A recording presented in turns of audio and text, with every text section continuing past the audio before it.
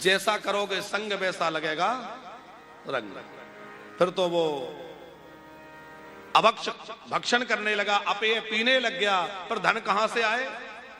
तो चोरी करने लग गया।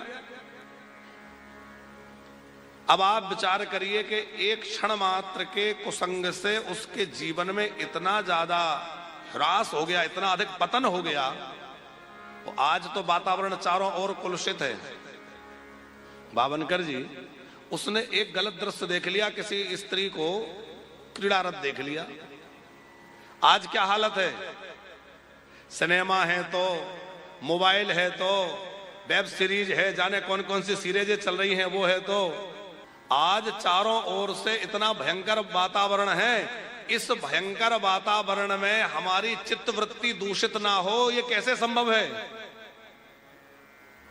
परिपक्व साधक भी कुसंग पाकर के बहक जाता है।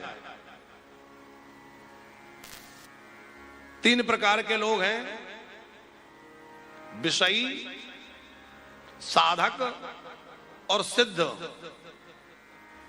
तो विषयी लोग तो भटके हुए हैं, साधक भी भटक सकता है, अरे सिद्ध के उचित पर भी दुष्प्रभाव हो सकता है। यद्यपि सिद्ध तो सिद्ध है, लेकिन संग का इतना पूरा प्रभाव है कि वह किसी का भी जीवन बिगाड़ सकता है। नामना नष्ट सदाचारो दास्या संसर्ग दूषिता। तो सुखदेव जी कहते हैं, जब उसका सदाचार नष्ट हो गया तो वह अनेक प्रकार के पाप कर्मों में रत हो गया। लेकिन यहां एक बात और बड़ी विचारणीय है कि किया हुआ सत्कर्म व्यर्थ नहीं जाता। इसने अपने पूर्व जन्म में, पूर्व जन्म का मतलब पिछले जन्म से नहीं कह रहे हम, पूर्व जन्म का मतलब जीवन नष्ट हुआ उसके पहले का जो जीवन था, उसमें सदाचार किया, संध्योपासना करी, गायत्री जप किया, तो क्या उसका फल व्यर्थ चला जाएगा? व्यर्थ नहीं जा सकता। उसी का प्रभाव है कि इसके यहां संत पधारे, क्योंकि पुण्य पुंजो बिना मिलहीना संता।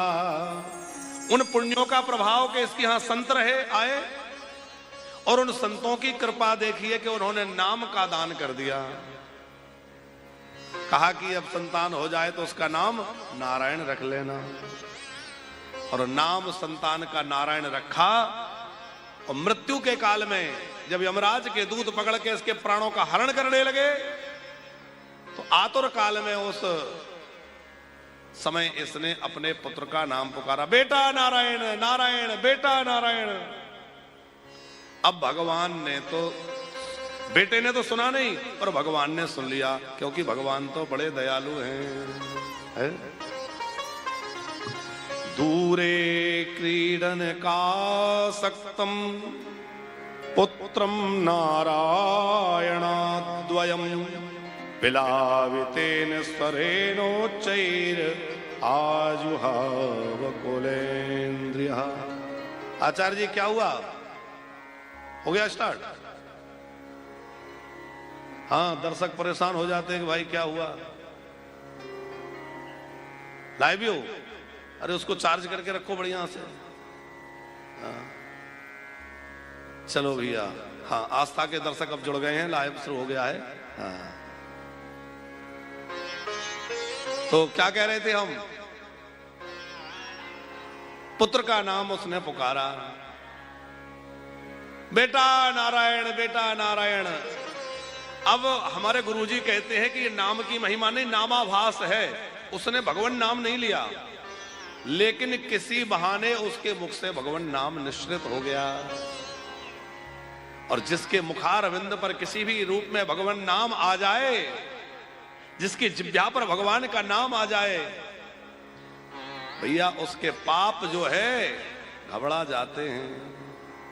पाप राशि जलकर भस्म हो जाती है नाम के सुनते ही।